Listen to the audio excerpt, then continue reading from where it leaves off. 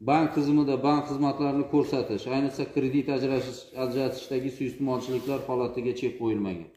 Jumladan tahlil qilinayotgan davrda korrupsion jinoyatlar sodir etgan 49 nafar tijorat banklari xodimlariga nisbatan 31 ta jinoyat ishi qo'zg'atilgan. Masalan, Qishloq qurilish bank Ko'kdala filiali mansabdor shaxslari 119 nafar fuqaroning nomiga rasmiylashtirilgan qariyb 1 milliard so'm kredit mablag'larini o'zlashtirib ketgan.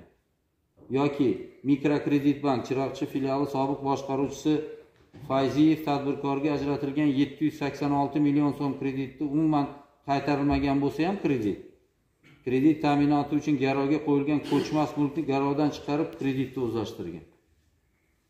Bank tizimida yuridik xizmat faoliyatining to'g'ri yo'lga qo'yilmaganligi, ichki idoraviy nazorat tizimi o'rnatilmaganligi, ba'zi rahbarlarning o'zi ham bundan manfaatdor ekanligi mana shu korrupsion jinoyatlarni sodir etilishiga imkon beryapti.